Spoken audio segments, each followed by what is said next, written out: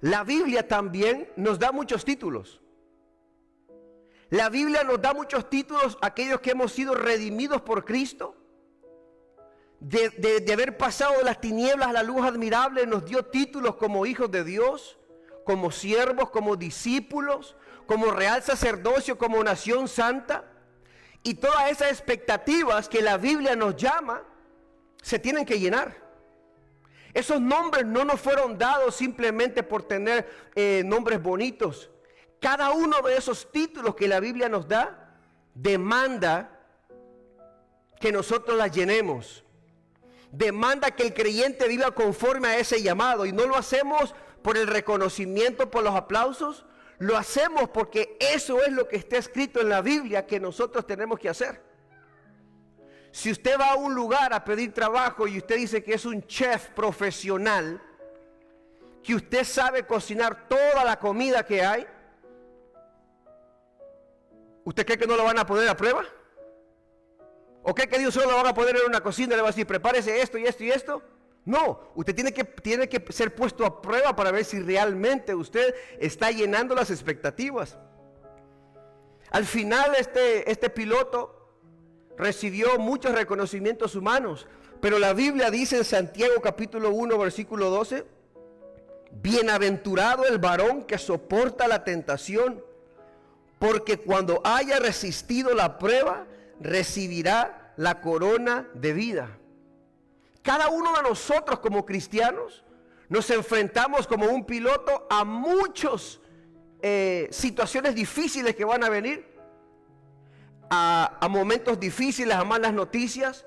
Y yo me pongo a pensar cómo un par de animalitos pudieron botar a un avión. La Biblia dice que se cuiden de las zorras pequeñas porque son las que hacen dañar los cultivos.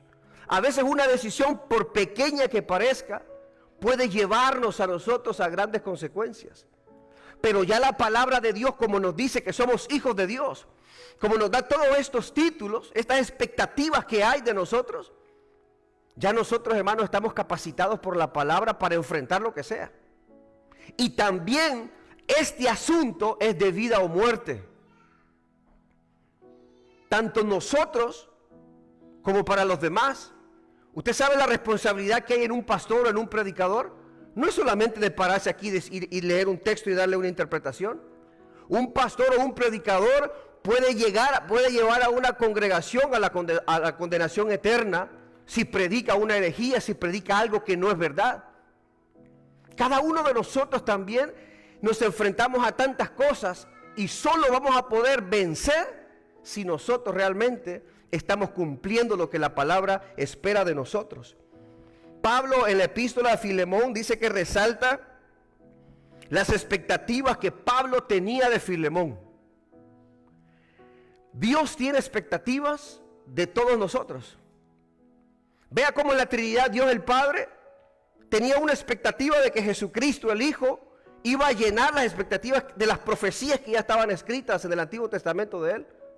Y Jesucristo viene y él bien hubiese podido haber dicho, ¿sabes qué? Yo no quiero cumplir Isaías 53, yo no quiero ser como un cordero llevado al matadero.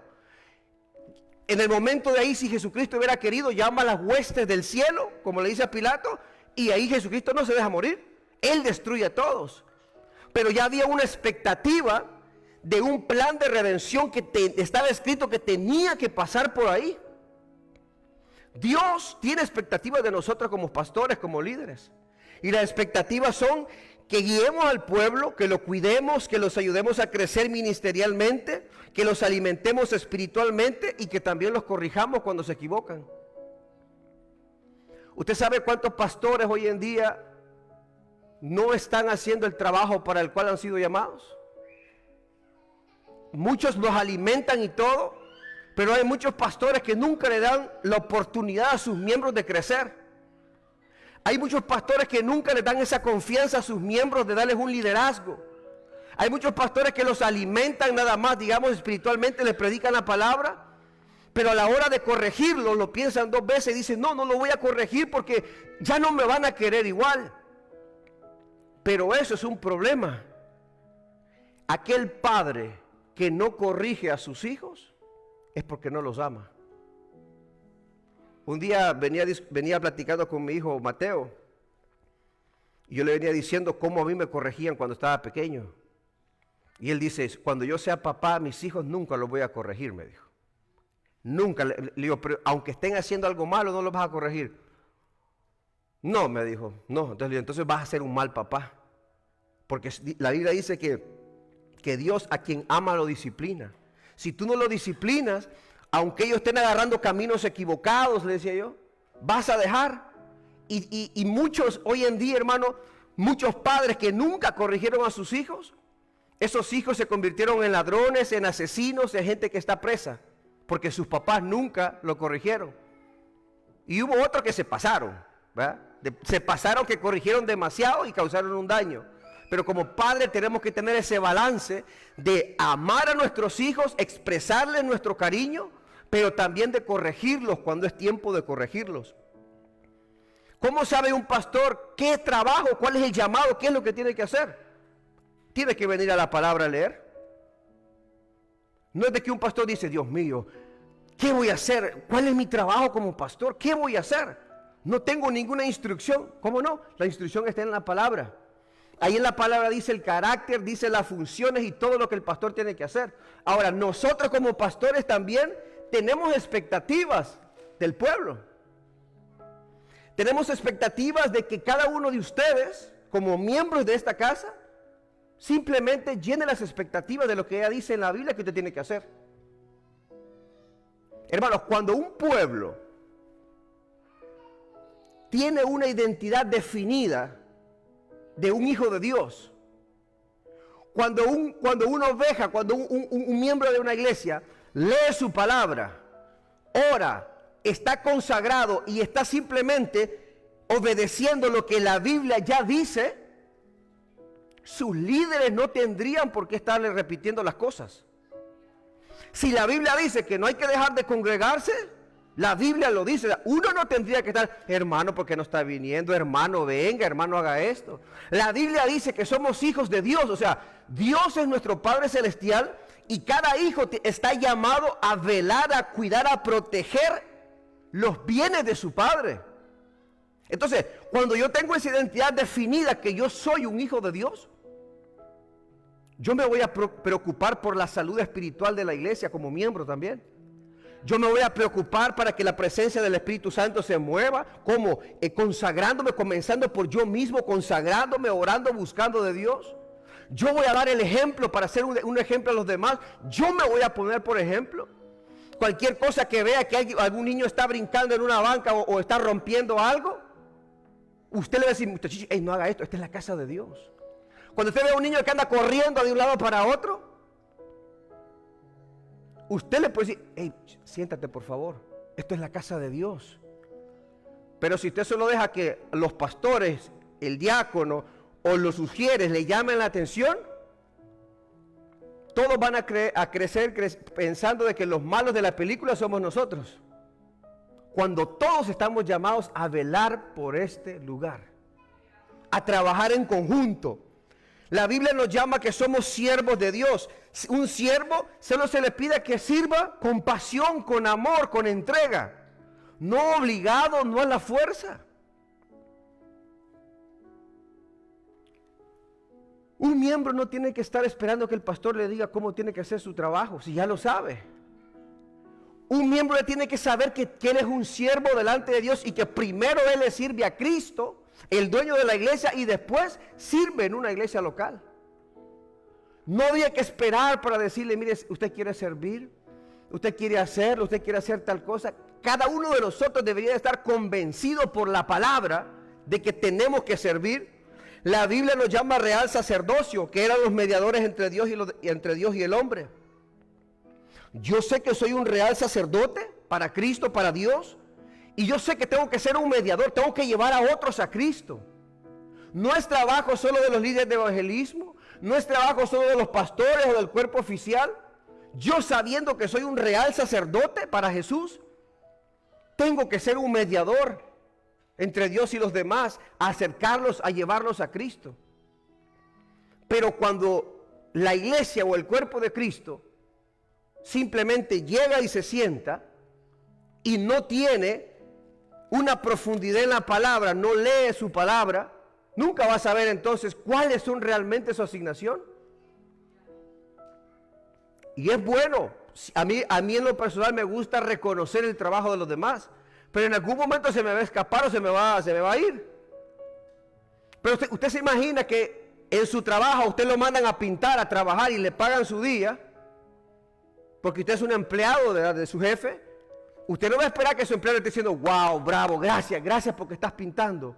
Gracias porque agarras tu almuerzo a las 12.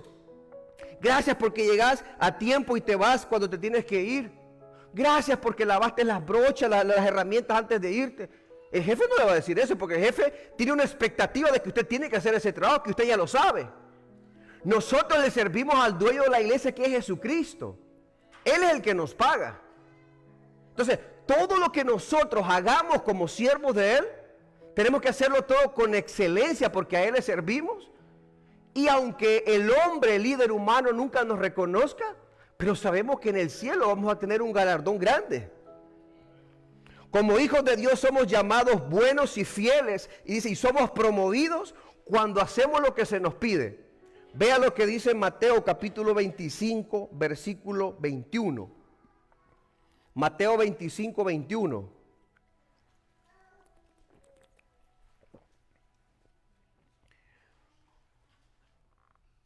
Mateo capítulo 25, versículo 21, dice, y su Señor les dijo, bien, buen siervo y fiel, sobre poco has sido fiel, sobre mucho te pondré, entra en el gozo de tu Señor. Nuestro Dios, hermanos, nuestro Señor, es quien nos va a promover, es Él quien nos va a galardonar. Dice del contexto que el ministerio de Pablo en la iglesia primitiva tuvo un crecimiento grande porque él en cada ciudad encontraba a los que él llamaba colaboradores. Te escribo a ti que eres mi colaborador, te escribo a ti que eres un siervo fiel, te escribo a ti que eres un compañero de milicia. Pablo en cada ciudad encontraba a alguien llamado un colaborador. En esta carta, dice Pablo, le escribe a su colaborador Filemón, en quien él confiaba y de quien esperaba mucho. Si usted se fija en el versículo 1 de Filemón, dice Pablo, prisionero de Jesucristo, y el hermano Timoteo, al amado, la carta va dirigida al amado Filemón y le dice colaborador nuestro. Dice que el caso de Filemón era un caso un poco difícil porque Filemón en aquellos tiempos se practicaba la esclavitud y Filemón tenía un esclavo llamado Onésimo. Y Onésimo, al parecer, se le escapó al apóstol Pablo, huyendo de él, llegó quizás a Roma y allá se fue a encontrar con el apóstol Pablo que estaba prisionero. La Biblia no dice si Pablo ya conocía, sabemos que Pablo conocía a Filemón. La Biblia no dice si Pablo ya conocía, digamos, a Onésimo mientras algún día visitó a Filemón, no lo dice. Pero lo que pasa es de que cuando Pablo se encuentra con Onésimo, el esclavo que se escapó, ahí él se convierte a Cristo. Y después le dice, Onésimo, te voy a mandar de regreso con tu amo. Ahora, el texto da a entender de que Onésimo lo dañó y posiblemente le robó algo, porque después Pablo le dice, si te ha dañado en algo o algo te debe, cárgalo a mi cuenta, yo lo voy a pagar. Entonces, si Pablo dice eso es porque Pablo tiene una información que nosotros no tenemos. Ahora imagínense cuando se convierte Onésimo, ¿verdad? En aquella prisión se convierte Onésimo, y ahora Pablo le dice, bueno, te voy a mandar de nuevo con tu amo. Imagínense qué habrá sentido en su corazón Onésimo, decir, wow, me escapé de mi amo, lo decepcioné, lo defraudé, y ahora tengo que volver de nuevo a su casa. ¿Con qué cara voy a llegar? Pero ahora imagínense a Filemón cuando recibiera esa carta, cuando decía que ahí le venía de regreso el siervo que lo defraudó. Ahí Pablo está siendo un mediador entre una relación que se rompió entre un amo y un siervo. Quizás Pablo hubiese dicho, ¿sabes qué, Onésimo? Ya te convertiste a Cristo, quédate aquí conmigo en Roma y acá me vas a ayudar para evitarte el problema de confrontar de nuevo el problema que dejaste pendiente. Y así tampoco voy a incomodar a mi amigo colaborador Filemón. Pero Pablo estaba interesado en restaurar relaciones. Y Pablo dice, ustedes dos tienen un problemita y tienen que volver a solucionarlo. Además de eso, el texto en el versículo 2 dice, en el saludo, y a la amada hermana Apia, y a Arquipo, nuestro compañero de milicia, y a la iglesia que está en tu casa, hablando de Filemón. Había una iglesia en la casa de Filemón, o sea, entonces ellos ahí tenían como una iglesia. En esos tiempos, recordemos que no había libertad de culto y no podían hacer culto, digamos, en templos, porque estaban en persecución. Entonces, en la casa de Filemón, ahí estaba la iglesia y ahí se hacían los cultos. Significa que también los hermanos que se congregaban ahí sabían del asuntito que estaba pasando.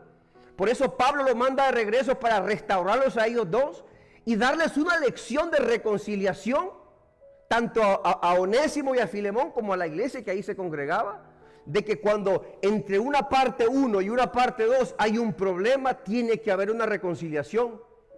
En vez de decir, evitemos este asunto y yo me voy para un lado y tú para el otro, Pablo dice, confronta el asunto para que haya paz, para que no se comiencen a desarrollar cadenas de amargura.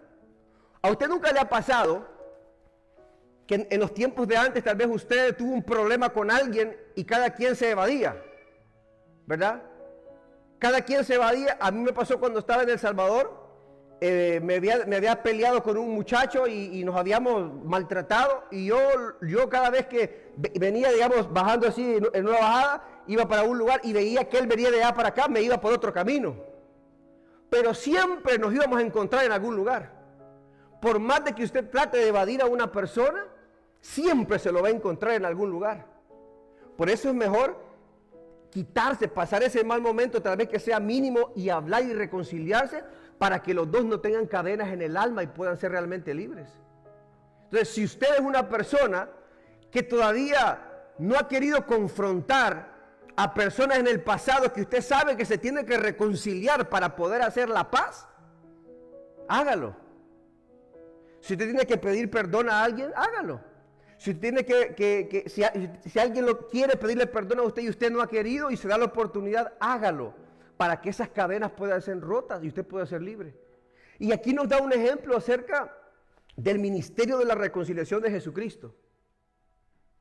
Que Jesucristo nos reconcilió con el Padre. Jesucristo nos dio el mejor ejemplo, que Él amó, que Él perdonó a aquellos que le hicieron mal. Dice, leyendo del versículo 10 al 20, vamos a ver la petición de Pablo a Filemón en cuanto a Onésimo, quien fue esclavo pero ahora se convirtió a Cristo. Dice el versículo 10, te ruego por mi hijo Onésimo, a quien engendré en mis prisiones. Una forma de decir a quien yo di a luz, o sea, no físicamente, sino que a quien ahora es hijo en la fe, el cual en otro tiempo te fue inútil, pero ahora a ti y a mí nos es útil, un cambio de identidad, el cual vuelvo a enviarte. Tú pues, y aquí viene el reto para Filemón, tú pues recíbele como a mí mismo. O sea, Pablo le está diciendo, en algún tiempo Onésimo te fue inútil, o sea, cuando lo dejó, pero ahora te lo mando y te lo voy a mandar de regreso y no lo vas a recibir de mala manera, sino que recibe a Onésimo, aquel que te defraudó, aquel que te traicionó, recíbele como si me recibieses a mí mismo. Yo quisiera retenerle conmigo para que en lugar tuyo me sirviese en mis prisiones por el evangelio, pero nada quise hacer sin tu consentimiento, para que tu favor no fuese como de necesidad, sino voluntario. Pablo le dice, mira, primero te consulto este asunto, porque no lo quiero hacer como a la fuerza, sino que es algo voluntario. O sea, Pablo, si usted se fija en el versículo 1, dice, Pablo no dice apóstol de Jesucristo como en otras veces, sino que dice Pablo prisionero de Cristo. O sea, Pablo no escribe la carta como utilizando su autoridad y diciéndole, mira, aquí te mando a Onésimo, lo recibís y punto. Firma el apóstol Pablo. sino que Pablo se presenta y dice, Pablo, prisionero de Jesucristo. O sea, Pablo le está diciendo a Filemón, Filemón, yo te estoy escribiendo y yo estoy preso. Tú estás libre, pero yo estoy preso. Yo estoy sufriendo por causa del evangelio, pero aún aunque yo estoy pasando momentos difíciles, sigo obedeciendo la palabra de Dios. Y te mando a Onésimo, pero te lo consulto primero para que cuando tú lo recibas, lo hagas desde tu corazón voluntariamente y no a la fuerza. Porque es capaz que Filemón, por respeto a la autoridad de Pablo como apóstol, lo hubiese recibido, pero de mala gana. Pero Pablo le dice que lo hace, dice, pero nada quise hacer sin tu consentimiento, para que tu favor no fuese como de necesidad, sino voluntario. Verso 15 dice, porque quizá para esto se apartó de ti por algún tiempo, para que le recibieses para siempre. Y aquí viene el versículo 16. No ya como esclavo, sino como más que esclavo, como hermano amado, mayormente para mí, pero cuanto más para ti, tanto en la carne como en el Señor. Así que, si me tienes por compañero, o sea, Pablo le dice, así que Filemón, si tú realmente me aprecias como tu compañero, recíbele como a mí mismo. Se lo vuelve a repetir. Y allí es donde le dice en el 18, y si en algo te dañó o te debe, ponlo a mi cuenta. Yo, Pablo, lo escribo de mi mano, yo lo pagaré. Por no decirte que aún tú mismo te me debes también. Sí, hermano, tenga yo algún provecho de ti en el Señor, conforta mi corazón en el Señor. Aquí Pablo está haciendo la figura de Cristo, quien pagó o pagaría por la deuda, por el daño que le había cometido Onésimo a Filemón. Así como nosotros cuando venimos a Cristo rotos, cuando nosotros dañamos la imagen de Dios, cuando nosotros nos apartamos en nuestros delitos y pecados, así Jesucristo le dijo al Padre, yo pagaré por ellos, yo tomaré sus lugares. Y todo el castigo, todo ese juicio que tenía que ir para el pecador, Cristo lo recibió en la cruz del Calvario. Ahora, para poder entender que no era una petición tan fácil, dice que del contexto del imperio grecorromano en tiempos de Pablo, la esclavitud, había dos tipos de esclavitud. En primer lugar, no era una esclavitud racial, como mucha gente piensa de que al pueblo africano, al pueblo moreno, a ellos los han esclavizado por la raza. No, no era una esclavitud racial, sino que era una esclavitud social. Y dice que había en primer lugar esclavitud obligada, que eran los prisioneros de guerra. A ellos los traían de regreso, los traían en una guerra y ellos los ponían a trabajar. Les daban techo, les daban comida, pero no les pagaban, ¿verdad? La otra esclavitud que había, dice que era esclavitud voluntaria debido a extrema pobreza. Cuando en una familia estaba en extrema pobreza y necesitaban dinero para volver a construir su casa, pero no tenían recursos, el hombre llegaba donde una gente con mucho dinero y le decía, yo me voy a ofrecer como esclavo para que tú me prestes esta suma que necesito para restaurar, para volver a hacer mi casa, y yo te voy a pagar con trabajo. Entonces el amo se sentaba, iba a las leyes, hacía un documento, decía, ok, si al día te pago tanto y te estoy dando $20,000 ahorita de entrada sin tener que ganártelos, tienes que trabajar aproximadamente, y hacían un cálculo de cuántos años tenía que ser esclavo. Y de ahí le deducían la comida y todo. Entonces, esa era una esclavitud voluntaria, o si alguien tenía una deuda también, dice que los familiares podían ofrecerse ellos o incluso vender a uno de sus hijos como esclavo también. Acá no dice por qué Onésimo, digamos, llegó a ser esclavo. Solo que cuando dice en el versículo 18, y si en algo te dañó o te debe, ponlo a mi cuenta, da a entender de que Onésimo le debía dinero todavía a Filemón. Pongámonos en un momento en los zapatos de Filemón. Imaginándonos la historia de tiempo, utilizando, digamos, lo que la Biblia nos dice, utilizando la historia, el contexto de cómo era, digamos, la esclavitud. Digamos que un día la esposa le dijo a Filemón, mi amor, el trabajo es demasiado acá, necesitamos ayuda. Hay que cortar la grama, las vacas necesitan pastos nuevos, necesitamos a alguien que venga a trabajar. Digamos que Filemón fue y encontró a Onésimo, quien por cambio de algo se hizo su esclavo. Y un día de la nada, cuando se levantó Filemón, se dio cuenta que los chivos y las vacas estaban juntos, no los habían apartado, no había leche. Se dio cuenta Filemón de que había un tiradero afuera en la casa y dijo: mi amor, ¿a dónde está Onésimo? Dijeron: Onésimo se nos escapó. ¿Cómo se habrá sentido el corazón de Filemón? Un daño emocional, porque lo tenía en su casa. Un daño porque al parecer le llevó algo. Le debía todavía, pero mi amor, ¿y como cuánto nos debe todavía Onésimo? Mi amor, nos debe más de la mitad. Pérdida económica porque ahora tenía que volver a comprar otro esclavo para poder suplir a alguien que ocupara su lugar para trabajar. Entonces ya el corazón de Filemón ya estaba tocado. Y ahora viene Pablo y le dice: aquí está Onésimo, te lo voy a mandar de nuevo. O sea, Filemón era al que habían traicionado y herido. Y Onésimo era el que traicionó e hirió.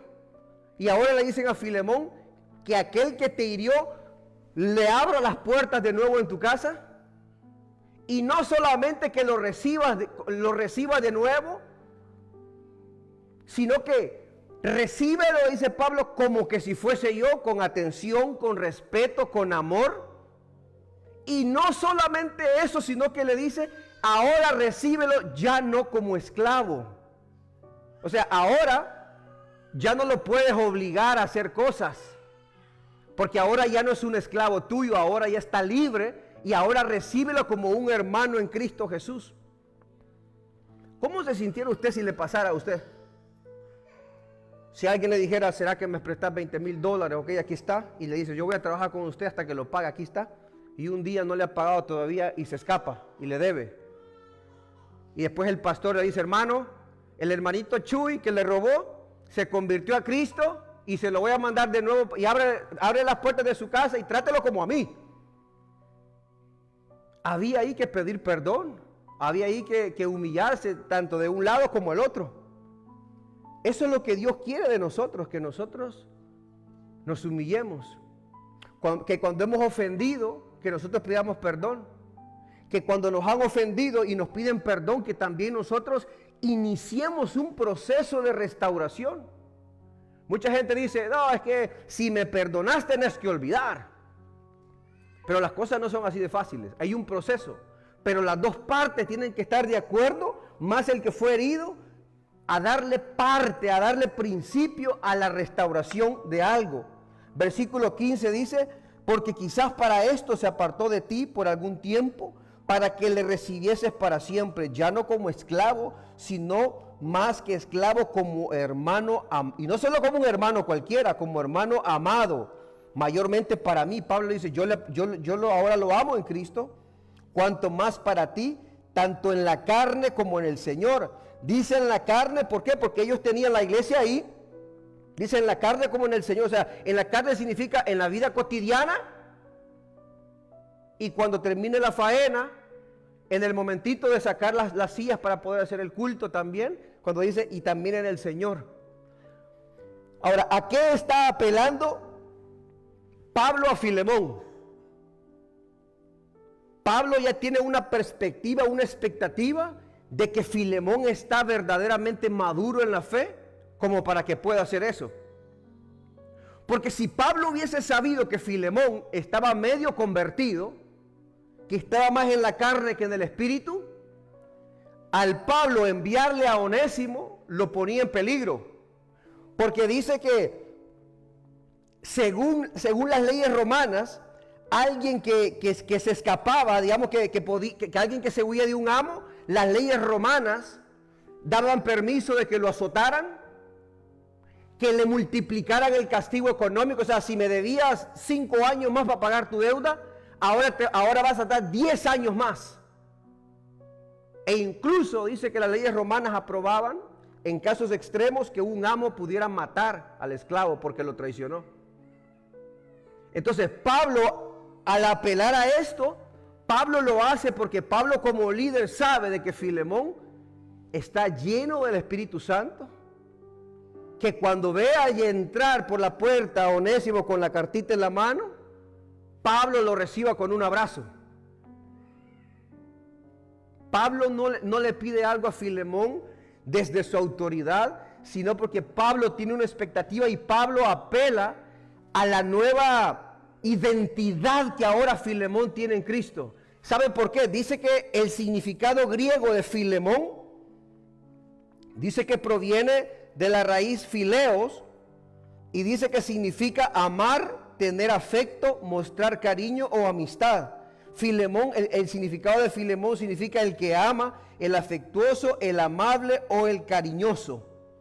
Entonces, Filemón tiene un significado y él tiene que cumplir el significado de su nombre y ser amable, amoroso y cariñoso con aquel que lo decepcionó, lo defraudó y lo hirió. A nosotros la palabra de Dios nos dice hijos de Dios, nos dice cristianos, que significa discípulos de Cristo. A nosotros la palabra, si la leemos, ya nos dio instrucciones de cómo debemos de comportarnos, de cómo debemos de actuar, de qué fruto tenemos que dar. No solamente nos da instrucciones, sino que nos da ejemplos bíblicos de personas que actuaron así. Entonces, ya eso nos tiene a nosotros que preparar para poder enfrentar a situaciones como esta. Y tenemos o debemos de cumplir las expectativas de lo que la palabra de Dios dice de nosotros. Si la Biblia dice que somos nación santa, eso denota cómo tenemos que vivir en una vida en santidad, una vida consagrada a Dios.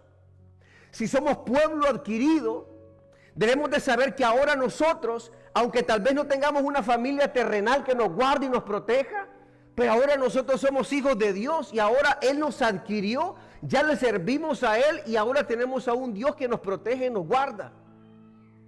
Cuando la Biblia dice que somos hijos de Dios, tenemos que todos unirnos, colaborar para que la obra del Señor, tanto local como universal, pueda seguir creciendo.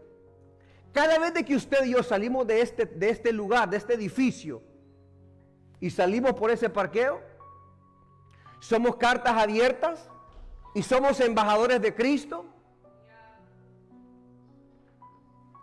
Nuestro estilo de vivir, nuestro carácter, nuestro comportamiento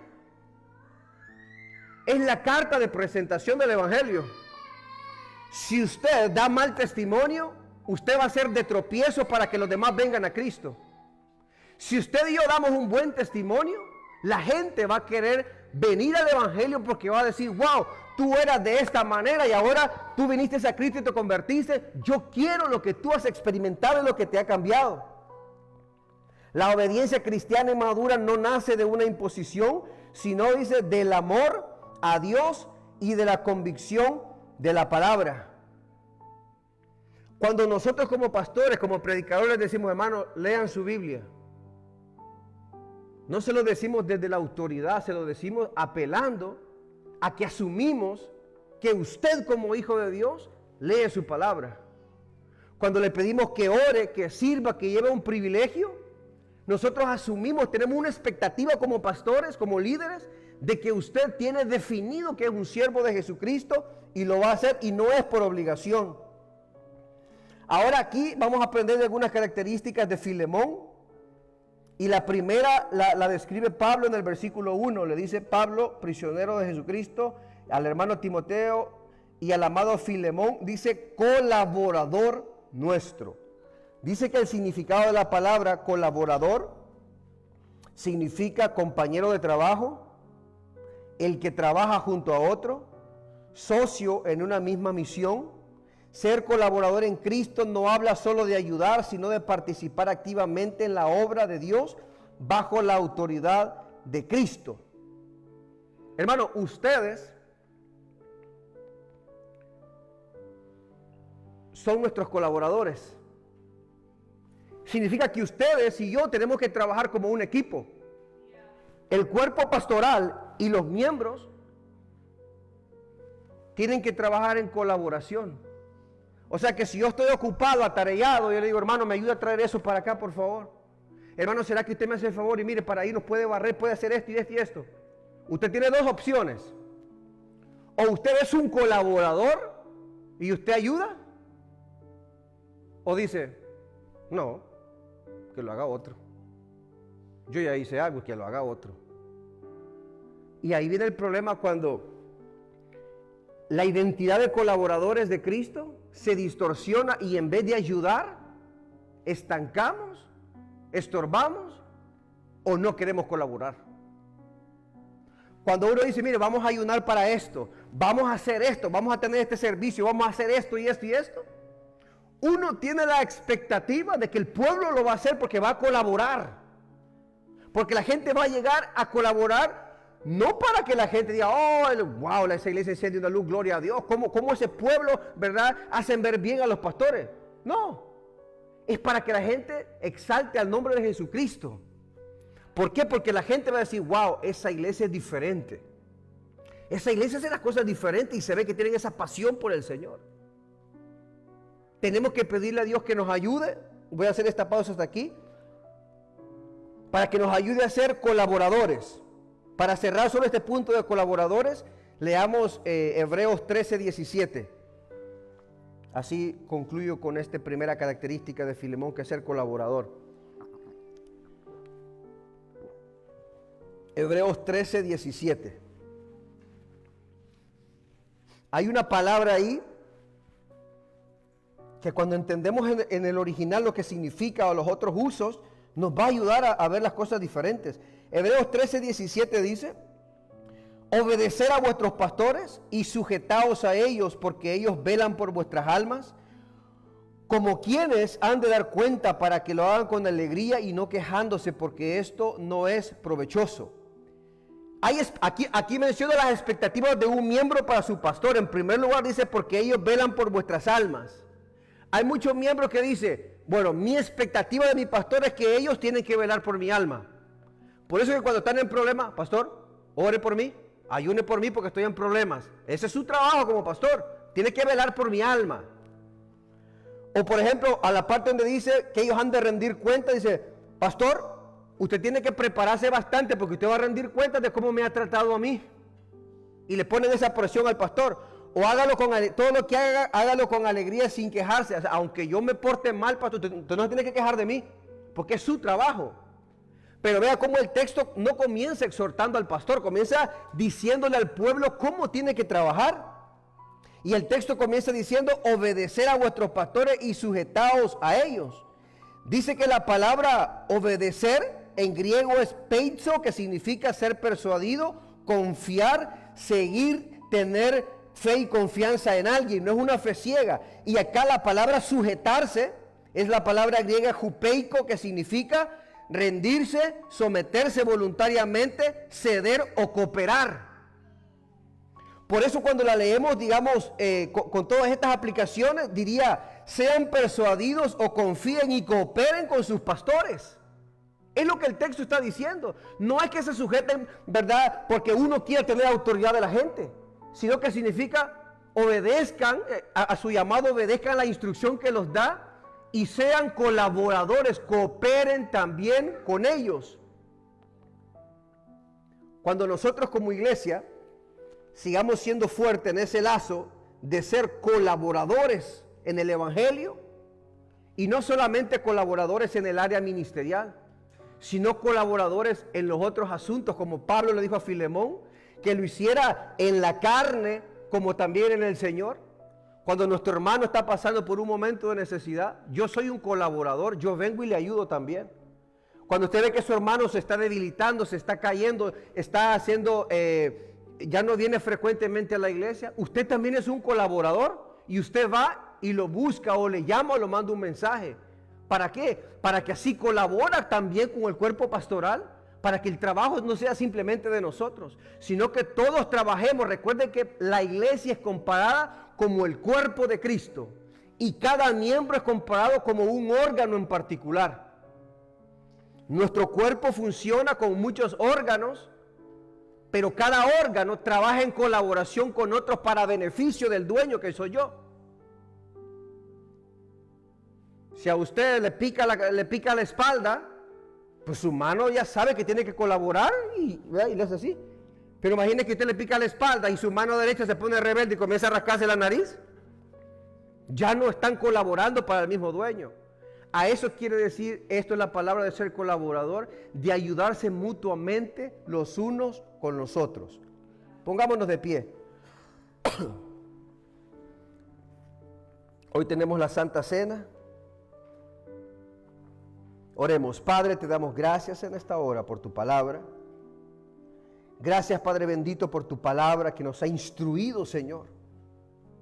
Yo te pido, Dios, que podamos ser una iglesia que haya muchos Filemones, Señor.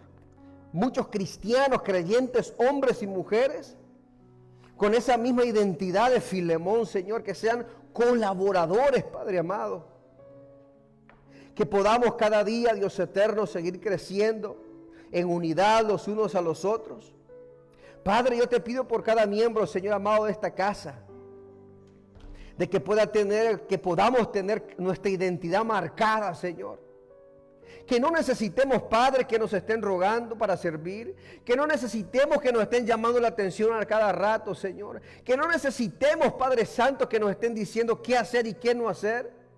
Sino que cada uno, Padre Santo, podamos estar llenos de tu palabra y podamos obedecer lo que tu palabra dice que hagamos, Señor. En esta hora, Padre Santo, te damos gracias por tu palabra. Te damos gracias, Padre bendito, y te pedimos que tú vengas obrando en nuestras vidas. En esta hora, Padre Santo, vamos a entrar a la cena del Señor.